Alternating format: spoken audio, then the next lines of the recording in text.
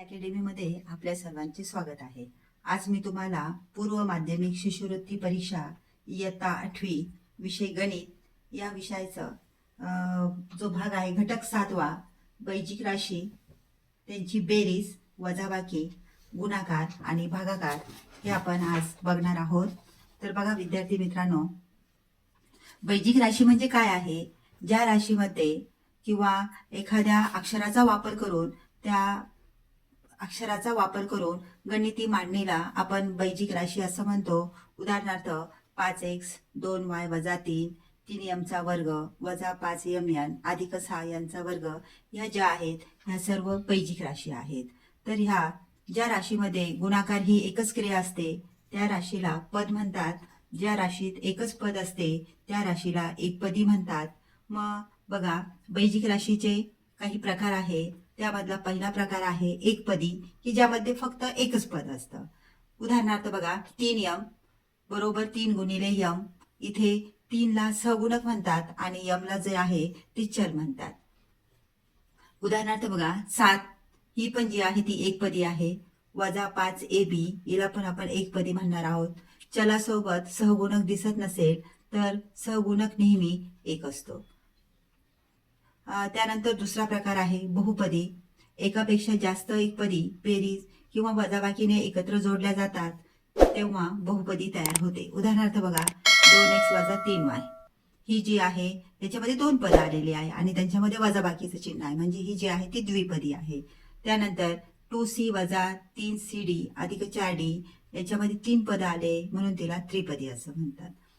तर हे आपण बैजिक राशी आणि तिचे प्रकार बघितलेले आहे.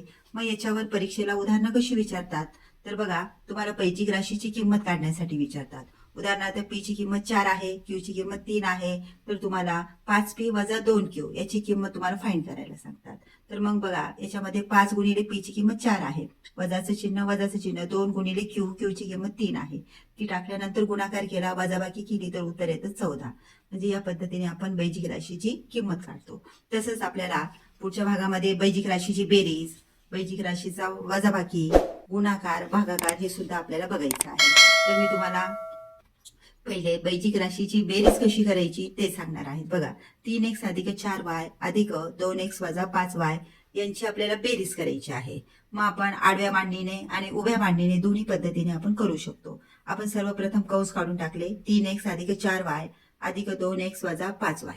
मग इथे जे स्वरूप पदे आहे म्हणजे लाईक टर्म ज्या सारखे आहे, आता उदाहरणार्थ 3x आणि 2x ह्या ज्या आहे याला आपण स्वरूप पद म्हणतात, कारण त्यांचा जो चल आहे तो सारखा आहे.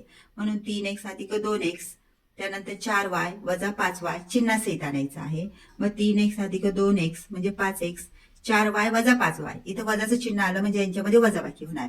5 मधून 4 गेले तर 1 राहतो आणि मोठ्या संख्येचे चिन्ह म्हणजे वजा y. 5x वजा y हे त्याचं उत्तर आहे.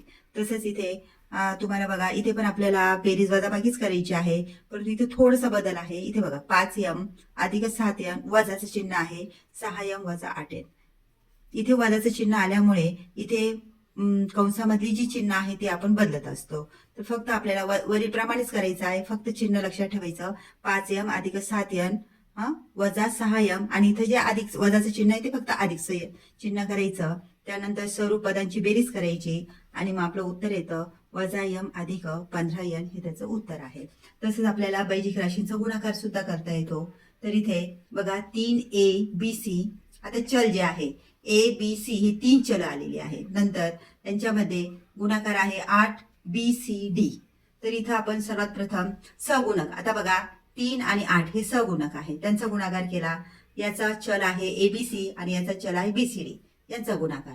मग इथे बघा 8 त्रिक 24 आणि इथे बघा ए जो आहे एकदाच आलेला आहे, बी दोनदा आला म्हणजे बी चा वर्ग, सी दोनदा आला म्हणजे सी चा वर्ग आणि डी जो आहे डी ने गुणलेला आहे. म्हणजे 24ab चा वर्ग सी वर्ग डी हे त्याचं उत्तर आहे. यानंतर आपल्याला बघायचं आहे द्विपदीचा गुणाकार. तर ह्यामध्ये गुणाकार करण्यासाठी बघा एक फॉर्म्युला आहे, सूत्र आहे, x अधिक a पहिल्या कंसात x अधिक b दुसऱ्या कंसात.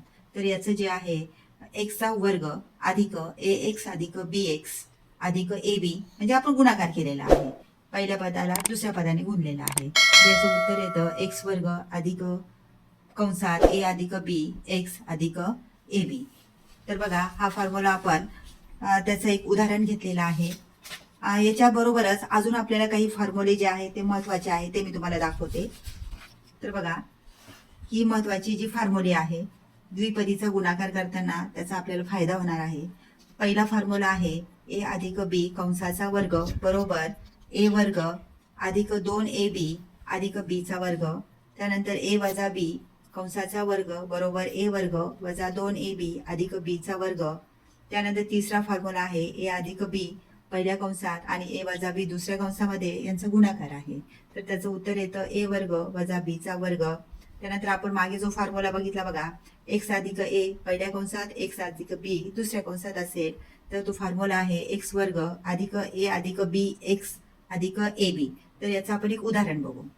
एक्स अधिक 4 म्हणजे इथे बघा एक्स अधिक ए बरोबर आपण 4 घेतलेला आहे आणि बी बरोबर आपण 7 घेतलेला आहे. एक्स अधिक 7 या दोघांमध्ये गुणाकाराची क्रिया आहे. मग इथे बघा पहिलं जे आपल्याला पद भेटतं ते ह्या दोघांचा म्हणजे जो आपण इथे चल वापरलेला आहे त्याचा वर्ग करायचा एक्स वर्ग अधिक त्यानंतर ए म्हणजे 4 आहे बी म्हणजे 7 आहे दोघांची बेरीज 4 अधिक 7 एक्स ने गुणायचं आणि तिसरं पद जे आहे ए गुणिले बी म्हणजे 4 गुणिले 7. त्याचं उत्तर येतं एक्स वर्ग 7 आणि 4 11 एक्स अधिक 28. म्हणजे इथं आपण फॉर्म्युला यूज केलेला आहे द्विपदीचा गुणाकार करताना.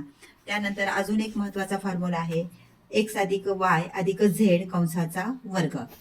तर याचं जे आहे हा फॉर्म्युला जो आहे त्याचं पहिलं पद येतं एक्सचा वर्ग म्हणजे पहिल्या पदाचा वर्ग करायचा नंतर दुसऱ्या पदाचा वर्ग करायचा तिसऱ्या पदाचा वर्ग करायचा आणि नंतरचं जे पद आहे 2 गुणिले एक्स वाय म्हणजे 2 गुणिले हे पहिले 2 जे पद आहे यांचा गुणाकार करणे अधिक 2 गुणिले वाय झेड म्हणजे 2 गुणिले दुसरं आणि तिसरं पद यांचा गुणाकार आणि शेवटचं जे पद आहे 2 गुणिले शेवटचं पद आणि पहिलं पद यांचा गुणाकार.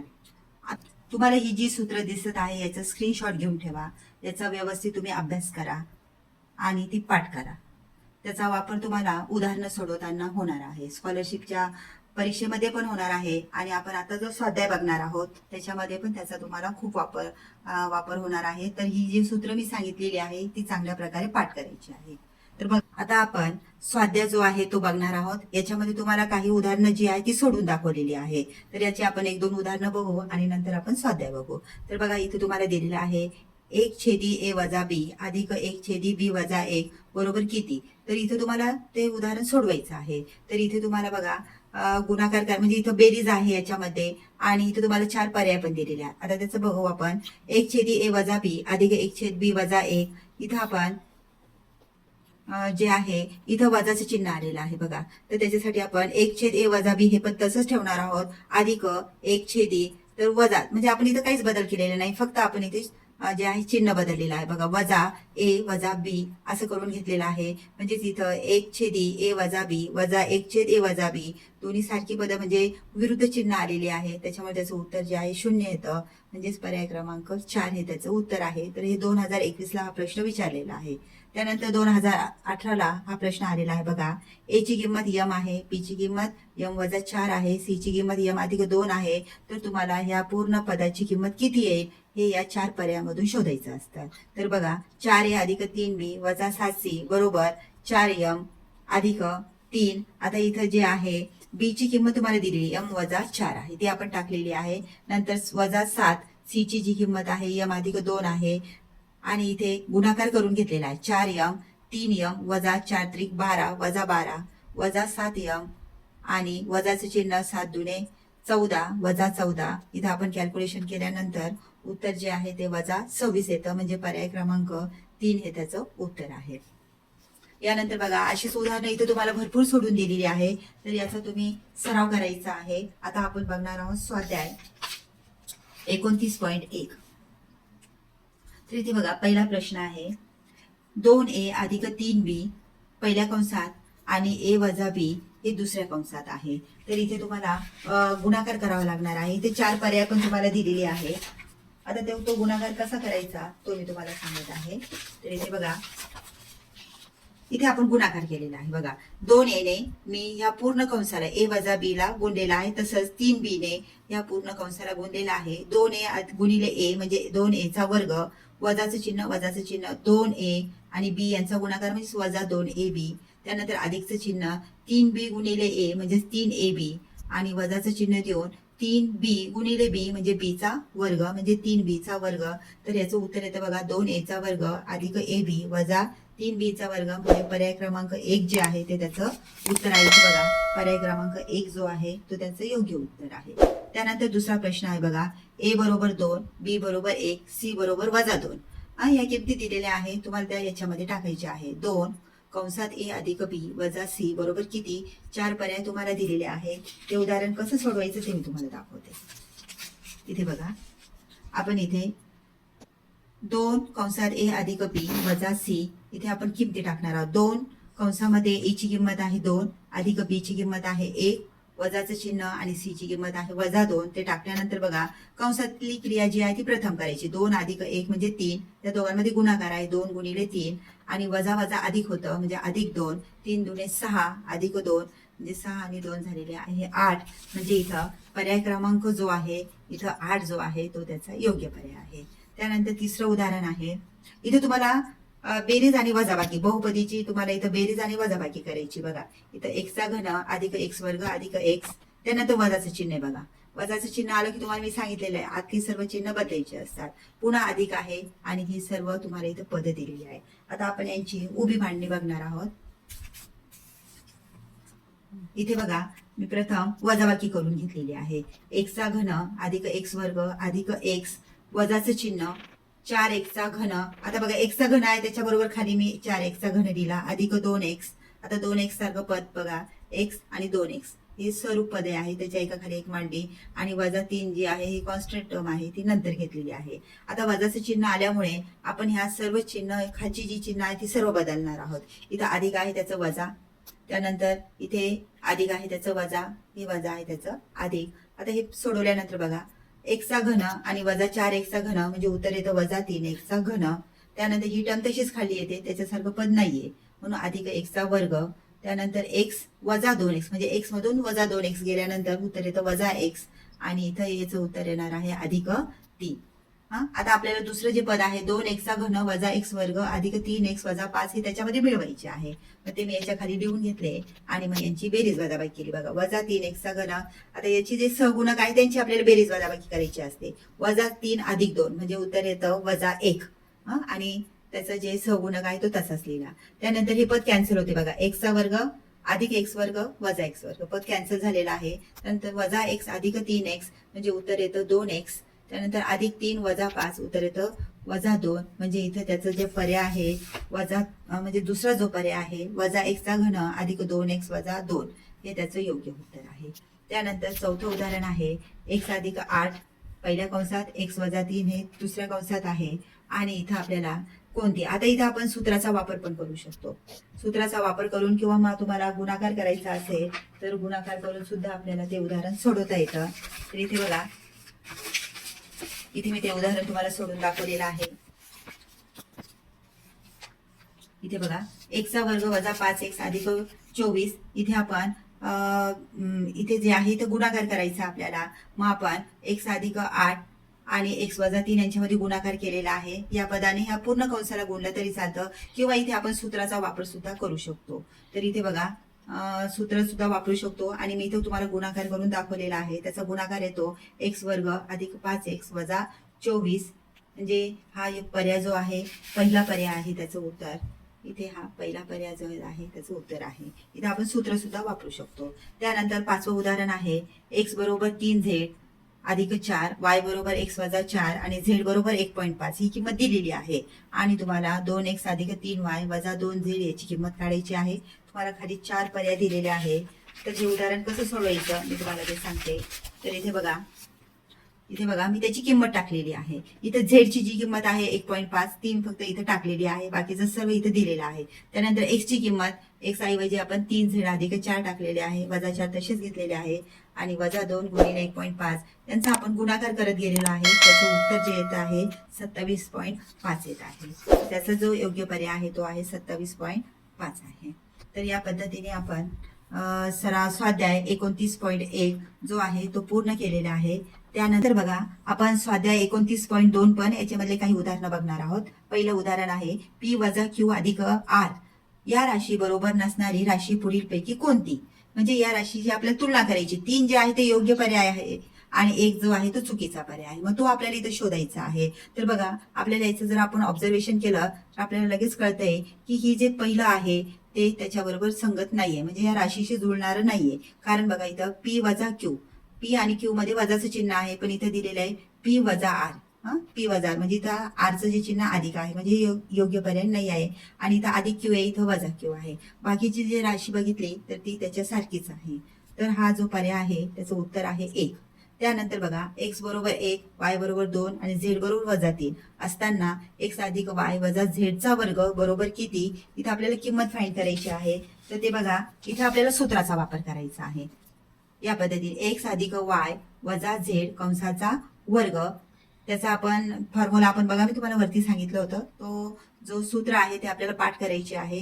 मग इथं एक्सचा पहिल्या पदाचा वर्ग, दुसऱ्या पदाचा वर्ग, तिसऱ्या पदाचा वर्ग अधिक 2xy म्हणजे 2 गुणिले पहिलं पद आणि दुसरं पद, 2 गुणिले दुसरं पद आणि तिसरं पद आणि 2 गुणिले पहिलं आणि शेवटचं पद, यांचा गुणाकार असतो. तर इथे मी किमती टाकल्या बघा. x ची किंमत 1 आहे, y ची किंमत 2 आहे, z ची किंमत 3 आहे.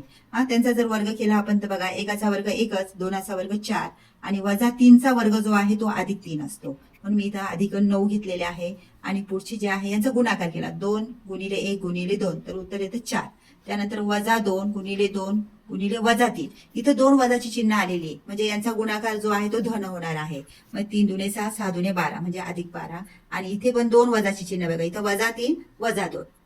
तर इथं वजा वजाचं चिन्ह असेल आणि गुणाकार असेल तर ते धन होतं, म्हणून त्याचं उत्तर आले अधिक 6. या सर्वांची बेरीज केली तर उत्तर जे आहे 36 येतं. म्हणजे इथं बघा, इथं तुम्हाला 4 पर्याय दिलेले होते, 0, 6 वजा 36 आणि 66. तर याचा योग्य पर्याय आहे 36. त्यानंतर तिसरं उदाहरण आहे, पी या संख्येला 9 ने गुणले असता येणारा गुणाकार हा पीच्या गुणाकार व्यस्ता एवढा येतो. तर पीची किंमत किती असेल ते तुम्हाला काढायचं आहे. इथं 4 पर्याय दिलेले आहे.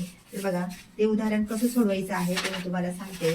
इथं तुम्हाला सांगितलेलं आहे बघा, पी गुणिले 9, पी गुणिले 9 ने जर पीला गुणलं तर उत्तर जे आहे त्याच्या गुणाकार व्यस्त एवढं येतं. म्हणजे इथं बघ, गुणाकार व्यस्त, पीचा गुणाकार व्यस्त असतो, 1/p असतो, म्हणून मी 1/p लिहिलं.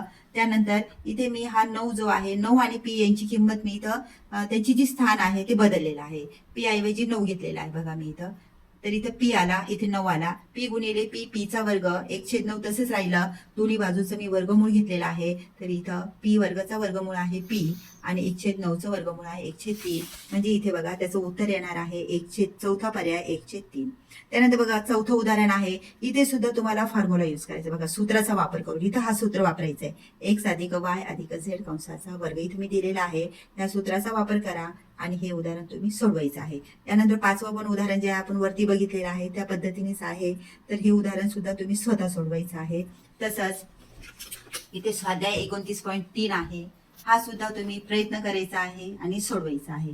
काही अडचण असेल तर तुम्ही कमेंट बॉक्समध्ये तुमची कमेंट जी आहे किंवा तुमचे जे डाऊट असतील ते तिथे टाकायचं आहे, मग मी ते त्याच्यावर आपण सॉल्व्ह करू. अशा प्रकारे आज आपण इयत्ता 8वी स्कॉलरशिप गणित घटक 7 बैजिक राशी, त्यांची किंमत काढणे, त्यांची बेरीज करणे, वजाबाकी करणे, गुणाकार आणि भागाकार हे आपण बघितलेलं आहे आणि स्वाध्याय पण पूर्ण केलेला आहे.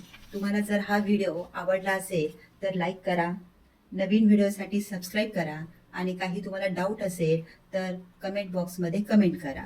आणि तुम्हाला स्वाध्याय सोडवताना, स्वाध्याय 29.3 सोडवताना काही डाऊट असेल तर त्याच्यावर आपण नवीन व्हिडिओ बनवणार आहोत. तर हा व्हिडिओ तुमच्या मित्रांसोबत शेअर करा.